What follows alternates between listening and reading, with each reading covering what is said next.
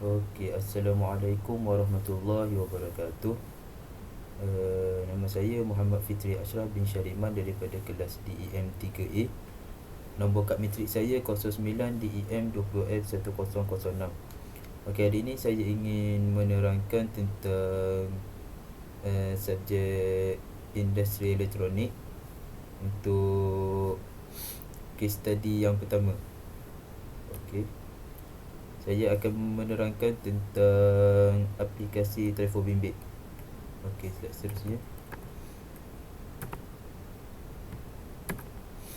Okey, apa itu telefon bimbit? Telefon bimbit adalah telefon mudah alih yang menggunakan teknologi rangkaian seluler untuk membuat dan menerima panggilan. Nama itu berasal dari struktur sel seperti rangkaian ini. Terdapat beberapa kekeliruan tentang telefon bimbit yang menjadi perkara yang berbeza untuk telefon pintar. Tetapi dari segi teknikal, setiap telefon bimbit, dari telefon bimbit Android terbaru ke telefon CD paling mudah, adalah telefon bimbit. Ini semua tentang teknologi yang digunakan untuk menghantar panggilan, bukannya apa yang itu sendiri boleh atau tidak boleh dilakukan. Selagi telefon boleh menghantar isyarat kepada rangkaian seluler, ia adalah telefon bimbit. Istilah cellphone boleh ditukar dengan istilah cellular phone ataupun mobile phone. Mereka semua bermakna perkara yang sama. Istilah smartphone ini bermakna telefon yang menawarkan lebih ciri canggih daripada hanya panggilan mesej SMS dan perisian penganjur asas. Telefon bimbit digunakan untuk menggambarkan ciri telefon pintar yang menggambarkan telefon skrin sentuh dan lain. Okey, apa itu fungsi telefon bimbit? Telefon bimbit merupakan alat perhubungan atau komunikasi dan telah menjadi gaya hidup masyarakat masa kini. Memang tidak dinafikan kepentingan telefon bimbit dapat memberikan perhubungan walaupun beribu-ribu batu jauhnya di pelosok dunia sekalipun. Selain itu, kita dapat mengetahui berita-berita penting dan terkini dengan lebih cepat. Okey, perbezaan telefon dulu dan sekarang. Okey, perbezaan yang amat ketarik ialah telefon yang kini perbezaan yang amat ketara untuk telefon yang dahulu hanya mempunyai fungsi dan panggilan masuk dan keluar sahaja. Selepas itu dalam beberapa tahun, telefon bimbit datang dengan fungsi call dan mesej SMS, iaitu Short Message Service. Dan masa itu diperkenalkan fungsi MMS, iaitu Multimedia Messaging Service. Dengan MMS, kita boleh menghantar email kini mempunyai fungsi pelbagai.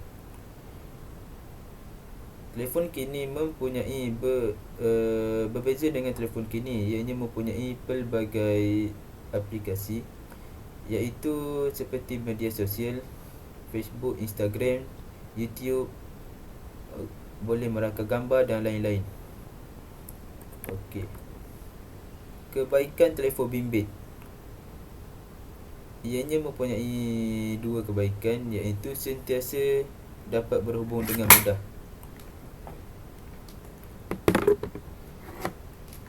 Rakan dan keluarga anda hanya tinggal satu mesej. Sekiranya anda mengalami kecemasan, anda boleh menghantar SMS kepada seseorang dan meminta pertolongan. Anda boleh menjelajah dunia dan masih berhubung dengan keluarga anda menggunakan smartphone. Anda menghantar gambar dan video kepada mereka sehingga mereka dapat merasa seperti bahagian hidup anda. Smartphone dapat menolong merapatkan jarak di antara orang lain. Dapat mengakses mudah ke email rangkaian media sosial anda. Sudah berlalu ketika kita memerlukan komputer untuk menulis email atau log masuk ke akaun media sosial kita. Sekarang anda boleh menggunakan telefon pintar anda untuk melakukannya.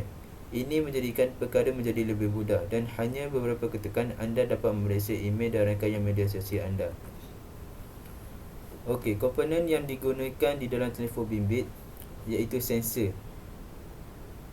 ADR sensor. ADR sensor yang digunakan dalam telefon bimbit iaitu yang bermaksud light dependent sensor. Dan rintangan ini akan berubah dengan kekuatan cahaya ambient. Bila sensor berada dalam kegelapan, maka rintangan akan berkurang dari berjuta-juta ohm dalam kegelapan serta beberapa ratus ohm dalam cahaya jernih. Litar cahaya sensor persekitaran, ia mampu mengasam turun naik kecil atau besar dalam tahap cahaya dan dapat membezakan antara satu lampu cahaya matahari lurus, seluruh kegelapan dan lain-lain. Setiap aplikasi memerlukan litar yang sesuai serta susunan fizikal untuk senario pencahayaan yang betul. Ianya juga dapat dihubungkan ke medan yang jelas dan kalis air. Selain itu, sensor yang digunakan ialah sensor cap jari. Sensor optik di skrin berfungsi dengan menggunakan cahaya untuk menangkap jari dan mengesahkan. Secara khusus, di bawah panel telefon pintar akan ada kawasan aktif di mana terdapat sumber cahaya yang aktif secara automatik jika anda memasukkan jari anda. Setelah menyentuh, sensor atau kamera yang terletak di bawah akan merakam gambar jari. Semasa pemasangan pertama, cap jari akan direkodkan dan disimpan dalam pangkalan data. Ketika menyentuh kawasan aktif dengan jari anda, sensor akan terus menangkap dan membandingkan cap jari dengan maklumat yang disimpan. Sekiranya sesuai, peranti tersebut akan terbuka oleh kuncinya dan sebaliknya. Okey, cara kerja IDR sensor. Prinsip kerja IDR sensor sangat sederhana, tak jauh berbeza dengan variable resistor pada umumnya.